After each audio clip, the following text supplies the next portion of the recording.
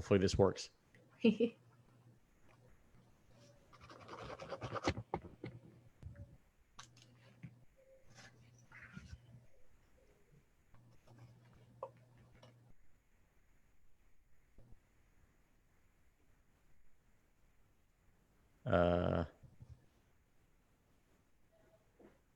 Oh, it's going.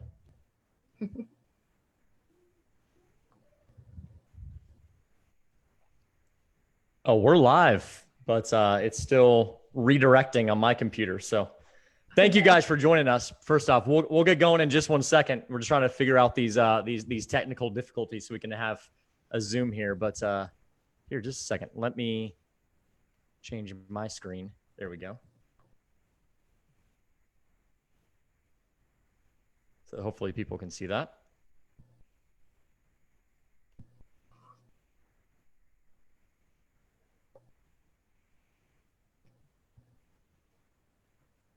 There we go. All right, everybody. So thank you for joining us live. I'm obviously here with a guest. I'm here with Jojon Rankin. She's a relationship expert. And honestly, some of you may not know who Jojo is. And so first, if you guys wouldn't mind give me a hashtag live below if you're joining us live and let us know. Because I think this is going to be a really good one for you to listen to. And then also grab your significant other, whoever that is, and have them sit by you so that they can ask questions and you guys can ask questions together to Jojo. But I'm just going to let Jojo go ahead and introduce herself to everybody and let the people know a little bit more about you. Okay. So I'm Jojo Rankin. My husband is Corey Rankin. We've been married for 12 years. We're foster parents. We have had almost between 20 and 30 kids over the years, but we have 5 little kids right now, ages 1 through 7. And so our life is a little bit nuts, but we love helping couples, and that's my true passion, and that's Corey's. I wouldn't say it's his full passion. His full passion is physical therapy, obviously, but he loves helping couples with me. We work together to kind of talk to couples and to help them out. And I feel when Josh asked me to come on here, I was very excited because I understand the entrepreneur side of things and how hard it is on families and how hard it is on a relationship. And so I'm just really excited. It wasn't until a few years ago that I've always wanted to be like a marriage and family therapist. I always have wanted to. But it wasn't until a couple of years ago so I work at a trauma hospital and in Vegas, and we had a shooting, and I had to work with families that were being destroyed like right before my eyes. And so that's when I was like, I gotta help families. So that's kind of what changed my whole path in my life. So that's awesome. That's awesome. That's a really, really good point. A really good story to start on. And I think for those of you watching, this has been something that has gotten brought up to me a lot over and over and over again. It's been a trend that I've seen is people have asked me, well, I've even had specific people ask me, hey, Josh, maybe you could bring on your wife some night and you guys could talk about how you guys were able to get through being a couple and one of you being an entrepreneur. Because something that we're going to get into tonight is it can be really, really difficult for that other person. It can be difficult for both people, but it can be really difficult for that other person. And so my wife never really wants to do this whole Facebook Live thing. This is my thing, and we like to keep it separate. But I met Jojo, and I knew that there would be the perfect opportunity to give you guys a lot of the help that and give you some guidance on this subject. So I think the first thing that would be best to start off with, Jojo, is I think when I first started my business, it was really, really difficult at first my wife's always been supportive, but it was really difficult to get her fully on board. And this is even something that I touched on in my book that I wrote. And so I'd love to hear your thoughts first. Like, what about if somebody is just starting their business and their husband, their wife, their significant other, whatever it may be, is really not on board with this whole entrepreneur idea? Like, how do you come together on that. Absolutely. And I feel like that is probably the most common situation that you have. So I actually, my best friend is going through this right now. Her husband, at the beginning of the year, they've kind of always discussed starting their own business. But at the beginning of the year, he's like, we need to do this. But the problem is, like most of you guys are going through this, it changes their whole life because he's a computer programmer, and where they live, the only thing that happens in this town is the company that he works for. And anything that he creates, the company owns. So it's not like he can do a side hustle of creating something. No, he literally has to quit his six-figure job and start fresh. And they have 5 kids, and the youngest is 2. So they still have kids at home. She's a teacher, but she hasn't worked in 10 years.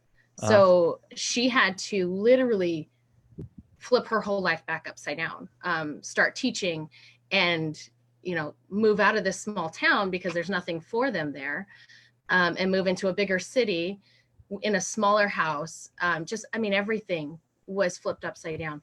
And at first it was this huge wedge, which I feel like maybe not every, but most relationships will go through when you have this big idea. You see your vision, but your spouse doesn't necessarily see your vision. And I think that's where the big wedge comes from, because you are so excited and you just want to sell them, but they're your companion. They're not they're not someone you need to sell to. And I think that's the biggest problem. So the way to kind of start breaking down those walls is to actually communicate, get their thoughts on what their fears are, because obviously there's some validation. They're not feeling validated because they probably just don't have the full vision. And so then when you're like trying to explain that, how important it is to you, then they don't feel validated because they don't think that you're seeing their thoughts. Does that make sense? Makes a lot of sense. So one thing that they did, that I talked to them about, was to do pros and cons. And this really helped them. And I know it sounds ridiculous, but literally sit down and just write your pros, write your cons. You can talk about them if you can have a decent conversation about them, but I know for some couples, it's just going to spark a big fight. So if you are one of those couples that it's going to just spark a big fight, you don't want that, because that's going to create another wedge. But you can write down your thoughts, and then you can write ask them what are your thoughts, what their thoughts are. Does that make sense? In a letter form. You can write down your dreams, your hopes, and this is what you want to do in a letter form, and then leave it somewhere for them. And then you ask their reply back. If it's going to spark fight with verbal communication. Another thing that you can do, and this is something Corey and I did, because when we started our journey, excuse me, when we started our journey, I've always wanted to help couples. But that Corey liked it, and he obviously helps me all the time, help couples, but I wouldn't say it's like his full passion. And so we had to literally just talk back and forth, like, what should we do together? We knew we needed to create something. What he wants a sports clinic eventually, which is still in the dreams, but it just wasn't a reality right now. And we both didn't feel good about it right now. And I think that's another thing too. Validate your spouse's feelings. Like, if your spouse really isn't feeling like something is wrong right now, pinpoint what that thought is, what's wrong, because maybe they're onto something. Maybe they see a difference that can just tweak your vision a little bit and maybe make things better. I don't know if that explained awesome. It very well. Yeah. But. Yeah, no, absolutely. Validating your spouse's feelings. And one thing that I really, really liked is, I think something that a lot of couples deal with is just, we deal with it as PTs as well. I've talked about it on No BS Wednesday, but communication. And one thing that you said was, if that's an area that you struggle with, and it's going to spark a fight, leave a note somewhere or something like that. think that's brilliant, because I think a lot of us struggle with communication, including Yeah. myself, especially when I get heated. I do not communicate very well to my wife. Well, and Yeah. if you, sorry, Josh, if you add to it, just think about your nervous system. When you're in your fight or flight, you got nothing coming through up here except for your own thoughts. So you're not even hearing your spouse's thoughts. So when you're both in that fight or flight, it's like putting a 2-year-old in a timeout. You know, it doesn't do anything. So ultimately, like, what would be your advice if you've got a spouse, a significant other that is just 100% not on board and just not cool with you doing what you're doing? One's got this great dream, this great entrepreneurial vision, and then the other one is just saying, no, like, we can't do that. I'm not on board with that. But then that person's kind of left in this limbo of like, what the heck do I do? Every time I talk about it, I feel guilty. Like, any advice for that situation? Yeah. So, I mean, it kind of goes back a little bit to that same, because there has to be something that your spouse or significant other, that they feel deeply something is wrong, or they feel deeply that it shouldn't happen. There has to be something. Yeah. For the most part, if we love someone, we're not going to just shut them down every time that they try to pursue their dreams, for the most part. Unless they feel like they're being crushed. And that could be it. They may feel like you're just crushing them with this idea, and it's too much. It's overwhelming. Some people get extremely overwhelmed just the thought of change. And so maybe that's it. But I think, again, just pinpoint their exact feeling of what it is. And then on top of that, service. I know it sounds crazy, but Corey and I are firm believers in like small and simple things. So doing service, having date nights, just spending time together, not even talking about the business. Because if the only thing you're talking about as a couple is the business, that wedge is huge. Yes. Like that was our problem. And I'm sure some of you watching, the 10 of you watching right now, you like, let us know in the comments if that's something you've dealt with. But I know that was something my wife and I have dealt with, and I say have dealt with, we still deal with it. I'm always doing something else. I'm always doing another, entrepreneurial something with my company. And it's all I talk about. And so we've really had to get to a point where it's like, okay, hey, we're going to go out for a date night, but and my wife was the one who started this, but we're not going to talk about business. Like, yes, I can't hear anymore. She was like, I love you and I love everything that you're doing, but I can't hear any more about all of it all the time.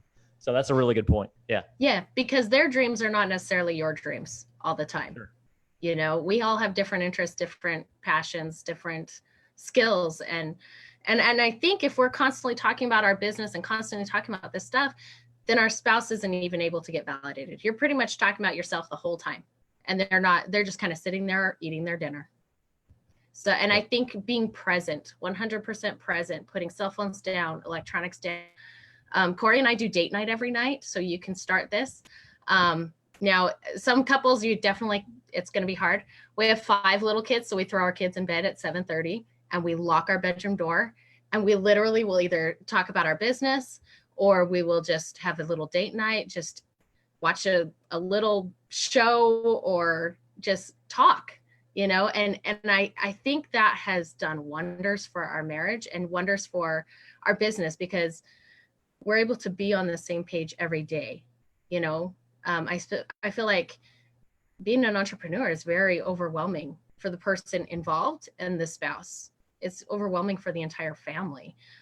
Everyone's going through changes and everyone's going through insecurities, which I feel like can be huge, because when we aren't able to pinpoint our own insecurities, then it kind of creates like a snowball of other things that just builds this wedge in the marriage. Yeah, definitely. And I think taking from what you and Corey do, with the date nights, and at 7:30, as soon as the kids go to bed, that's your time. Honestly, for those of you that have kids, like I've experienced that now. We put Hudson to bed at 7. Yeah. He's the best sleeper in the world, but that time from 7 on is glorious. Yes. Like we can watch TV together. We can go, hang out on our patio and just enjoy and just talk Yeah. to each other. We can go have a glass of wine together. Like we can You do can clean those your things. house. Clean the house, clean up after the kids went to bed. Yeah. Yeah. All those things. So that's a good point. But for those of you that don't have kids, like maybe what you could take from that is just setting a time that from that point on, it's just you and your significant other. Yeah. Yeah. But And good. electronics down. That's one thing we do is electronics down. No messaging, no homework, no nothing. Electronics down. Just one-on-one. We've got a few different messages. Marquise says that that they give each other 10 minutes to talk about work, basically. Oh, I love that. Yeah. I love that. That's a good point. Which I want to touch on that real fast. I think that's important because sometimes our days are really hard. Or they're really great at work. And so we shouldn't exclude work altogether or our business altogether. But I do like how they said 10 minutes, because I feel like that is a big part of our day.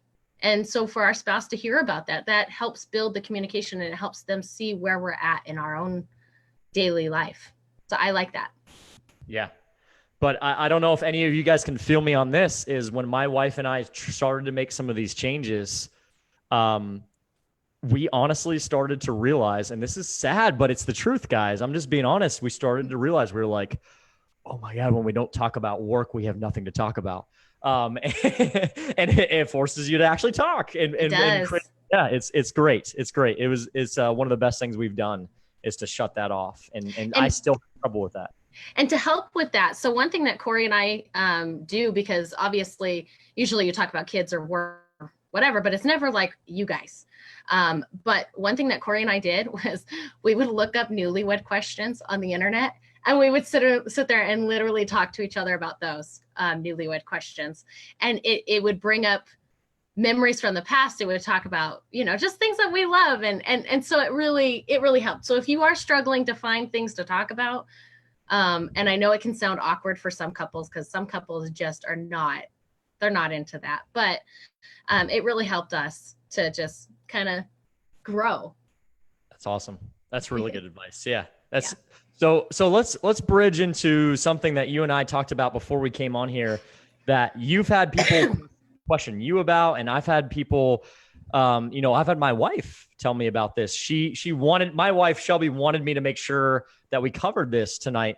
In that, as I started to do more and more in my business and pursue my dreams, my wife is a physical therapist as well.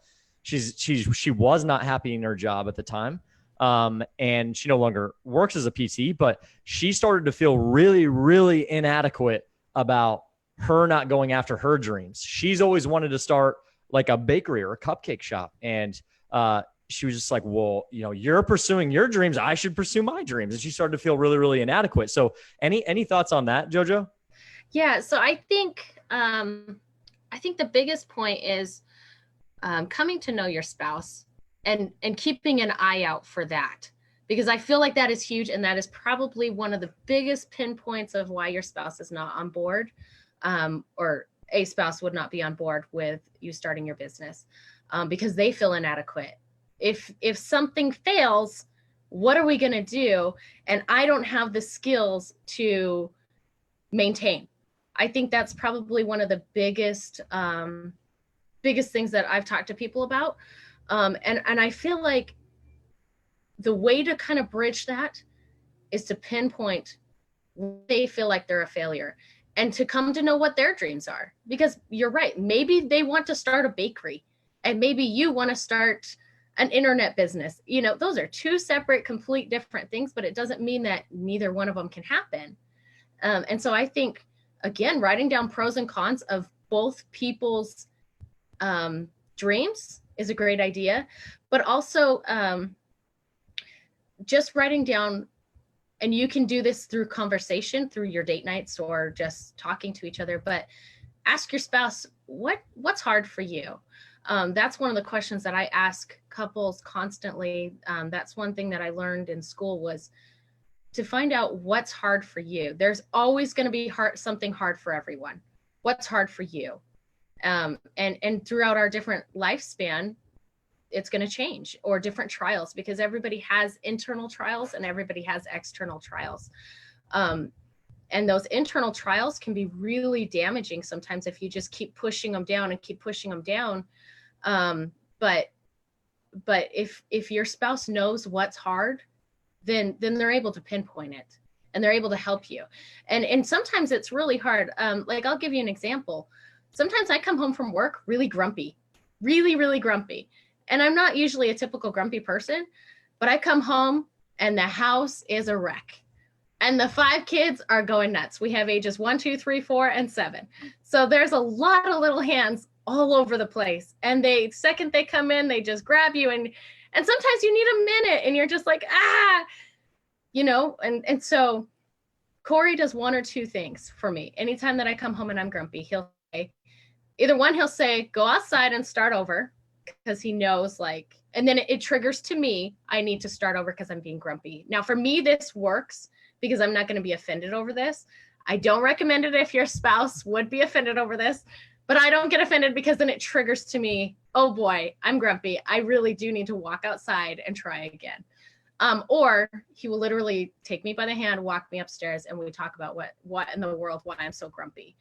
So I feel like it's the same way with our inadequacies, finding out what's hard for them, because I feel like that changes consistently, but we always have these things where we kind of feel like we're failures. I feel like everyone feels that way sometimes, or most of the time. We're not to where we want to be, but we're not perfect.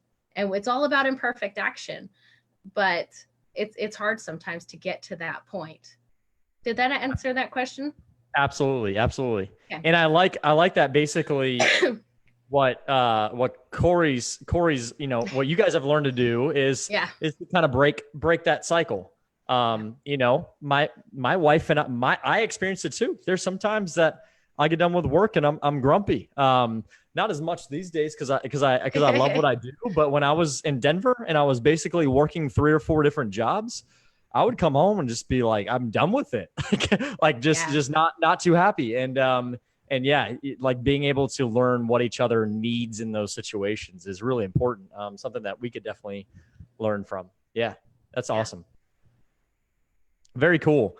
Well, let's see. I mean, one thing that I wanted to talk to you about is, as you start to get into entrepreneurship, as you start to get into your own business, for both people, it starts to become extremely stressful, extremely nerve-wracking at times.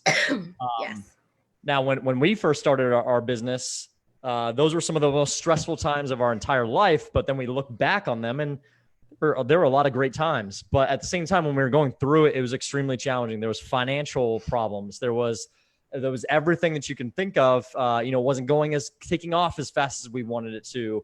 My wife picked up a PRN position that she worked on the weekends as well to help us out, to help me to start this business. And so it started to wear on her. We were stressed. We were at a point where even if a friend asked us, hey, do you guys want to go have a drink with us tonight? That we were like, what are we going to do? Put it on a credit card. And so what can you do when under that severe stress, financial stress, entrepreneurial stress, business stress, whatever it is? What are some things that you can do to get through it and come out of it with a good marriage? Okay. So I firm believer in those small and simple things. Service. Because I know it's one extra thing you're throwing on top of everything else, but when your spouse sees you doing something for them or just showing that love, then it makes the whole home different. It doesn't eliminate those extra problems, but it brings the family back together. So that's one thing. And we actually, we created a challenge on ourfamilystrong.com. It's a 7-day challenge of service. It's all simple stuff, but we are firm believers in those small and simple things like service and communication. But I would strongly just service. It gets overwhelming with everything that's involved. But when your spouse feels like they're the number one, then you also feel like you're Does that make sense?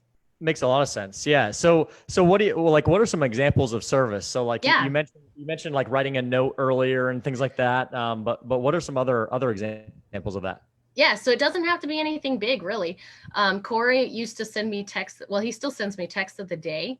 When I was in nursing school, especially like before a test, he would send me a text that just let me know he was thinking about me and just tell me, hey, I love you so much. I'm so appreciative of this, and this that you do for me, or whatever. Now everybody has a different type of love language, and so it kind of depends. But for me, I like time, and I like to see that you love me. I don't need gifts or anything like that, but sometimes Corey will show up at my work and he'll bring me a Laffy Taffy and he'll put it in the shape of a heart. You don't have to do that, but like it changes my entire day. And so I just those little things, doing the dishes, fill your spouse's car up with gas, write them a little love note and leave it around the house. There's just endless things that you could literally do something around the house that you would normally do. Vacuum. Just simple things. Give them a massage. There's a lot of physical therapists out there, and you guys can definitely, use your skills for your spouse. When you're under a lot of stress, your back gets tight, everything. If you're a physical therapist, massage their back.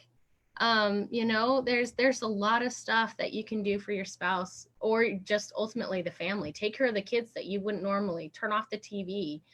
I think that's a huge one. Turning off the TV, turning off electronics, put down sports. Just those kind of service acts, they go a long ways in the family. A long way. Awesome. Yeah. And we've got a good question here, which we'll definitely cover, but, oh, Corey's on here too. What's up, Corey? Oh, yes. One thing is, I kind of shared a little bit that this was something where my wife and I struggled a lot when I was starting the business. And, a simple thing for her when we finally had the talk about it was that she was like, I just want a simple hug when I walk in the door. Yes. So like as simple as that, that's all Shelby wanted. And so like once I got dialed into that, I was like, okay, this is great. That's all she wants. And that actually really turned things around during some of those tough times, because it's just like, hey, I know things are stressful for you, but like, I just want a simple hug. And I want you to just tell me every single day, if it takes it, that everything is going to be okay. Like that's all she wanted from me. And so it can be really simple. So I love all those examples that you gave. Katie asks, what do you think about the love language mentality? That's how her and her husband operates. Yeah, I do agree with it. I feel like, excuse me, I feel like sometimes it could be off a little bit, but I do believe that it's pretty straight on. There are love language tests. If you guys don't know what we're talking about, there's love language tests. You can just Google online. You and your spouse print them off, take the test, see what love language you are. I like time, and I like to show that I'm appreciated. So like buying gifts are one of the love language. That doesn't really appeal to me, but I won't say no to a gift, but it's not like that's who I am. But for me, I mean, and your wife, like she just wanted a hug. She wanted that touch, that physical touch to let her know that you care about her. So yeah, if you aren't sure what your spouse's love language is, definitely just print it off and even figure out your own, because then you can tell your spouse and it makes life a whole lot easier. Because I tell you one thing, like for years, probably for the first 3 years, it took Corey and I to figure out that when Corey's upset, he needs a nothing box. Like Corey doesn't usually get mad a lot, like never. But when he's upset, he just wants a nothing box. But for me, I want that touch. I want to know everything's okay. And I want to know you still love me and like blah, blah, blah. So we negotiated. When we get upset, he gets 10 minutes of a nothing box, and then he has to come up and give me a hug. So, figuring out where your spouse is at, I think is a big deal. That's great. A nothing box. Corey, I feel you on that. I'm the same way when I get upset. I just need to, I need to be left alone. But that's great. That's great. See, like creating, those small little like rules in your relationship so that you guys can kind of learn how to break out of it. That's brilliant. let's see. Oh, Corey just said it can be anything. Just put the needs of others. Yeah. Yeah, just put the needs of others first. When I was really stressed out growing my business, I clearly, it's even slightly embarrassing to say, but I was not putting my wife's needs first. And Yeah. it wasn't until we started to talk about it that it started to become more clear. I was like, yeah, I'm just overcome by my world and what I'm trying to do right now. And it's not that I don't love my wife. It was just really hard time. So, and let's see. Okay, no other questions. But no, that's great. Just leading with service, whatever the heck, whatever that is. I mean, and then talking with your significant other about what that looks like for them. For us, the love language did really help quite a bit. So let's see. We went over stress. What about like in order to as we had somebody put this on here that his significant other started to become more inspired by his entrepreneurial spirit, and she's been looking into doing her own things, and that's exactly what's happened with us. And I think if it's happened to him, it's happened to me. It's in our relationship. It's probably happening to a lot of other people. They get inspired, and so. What advice do you have, like, as you're doing your own thing, to continue just to support that other person? I mean, that may be a simple answer, but yeah. Well, I think the biggest thing is find out what their goals and dreams really are. My goal and dream was to ultimately someday create like a couples retreat. That's something I would like to do someday. But I think get to that point where you understand their dreams and just keep encouraging. Maybe send those texts of the day encouraging, like, hey, I can't wait till the day when you can do this, or hey, we're going to get there someday. Or Corey and I have on our mirror at home, we write Domination 2019, because this year is our year of domination. We're going to conquer a lot of things. We have a lot of external challenges with foster care and things like that. So this year we're like, this is the year, So I think just those kind of encouraging things go far in helping your spouse know that you believe in them. And also when they do feel like they're failing, listen to them. Active listening. Again, putting down cell phones, everything, electronics, but literally just listening. Don't have to give advice every time. You don't have to be right every time. Just listen, because unless they ask for your advice, they probably don't want it. They just want to clear the air, how they feel like a failure, and they're feeling like, the world's crumbling under them, and they just want to get it out, and then they can move on. Sure. Yeah. That's awesome. You mentioned something about service that you and Corey put together. Like how you mentioned a website earlier. How do people? What was that website again, and what is that for? If you wouldn't mind mentioning.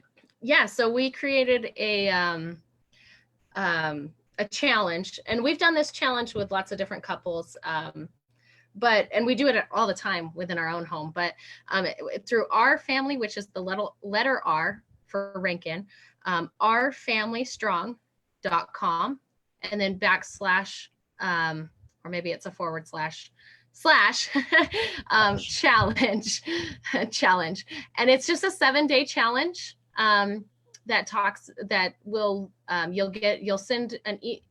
It'll send the email to us letting us know you want to be a part of the challenge, and then every day you'll get an email for 7 days explaining what the challenges are. And it's little videos, and they're like 30-second videos, so it's not like you have to hide from your spouse that long, but you want to be a secret about it. We call it the Secret Service Challenge, so your spouse isn't like expecting something.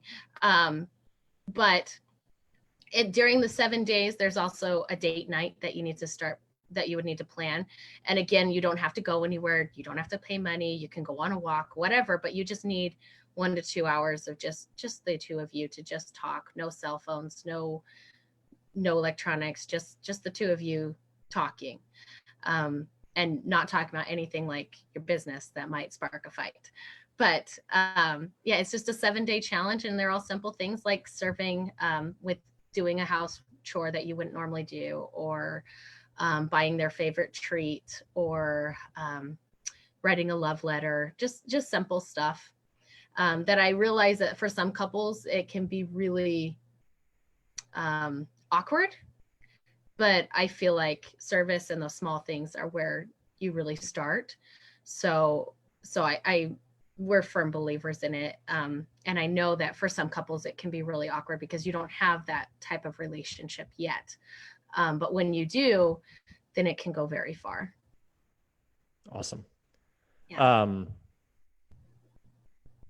Maybe here, somebody said just try the link and it's not working. Here, let me, here. I know Corey was working on it earlier. So, Sorry. Harold, lots of times with Kajabi, make sure you're putting in www at the front, www.ourfamilystrong.com/challenge.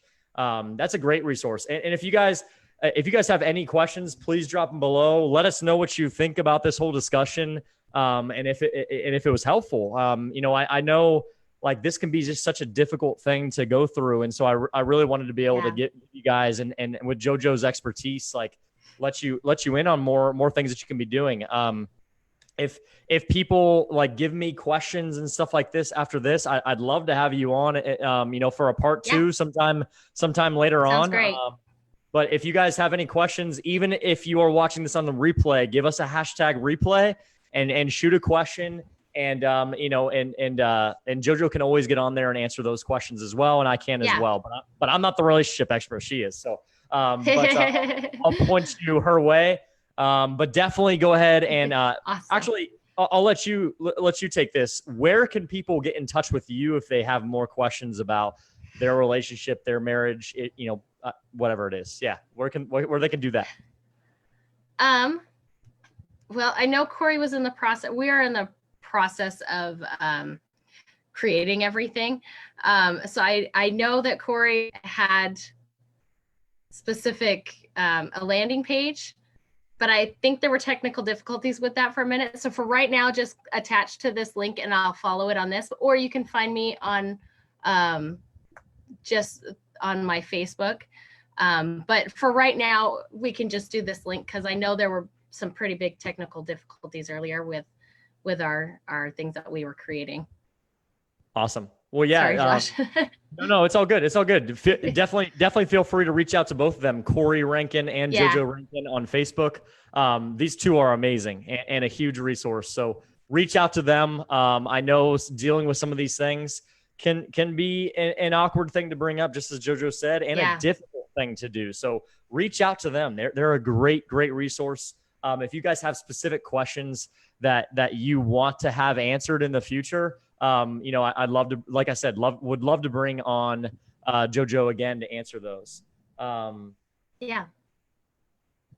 Oh, never mind. Somebody just said thanks for the info. Anyway, you have any like final parting words for anybody that may be struggling in their relationship? Excuse me. I would just say, especially, sorry guys, I'm coming over a cough and a death bug that my foster daughter brought home. I would just say that, especially in marriage, if it feels like the change is taking forever, it's okay. Marriage is meant to last forever. And sometimes things are not fast. And I think that's what we all expect. Like, we just want our spouse to be on board with everything that our dreams and our hopes are. We want everything just to be perfect, but sometimes that's just not the way. So starting with small things and improving yourself helps improve your marriage and improve everything around it. So those little tips of just talking to your spouse when you need to, when they're not having a good day, or just validating their concerns and being understanding from their point of view, and not necessarily just jumping to, you don't support me. That would obviously throw another wedge.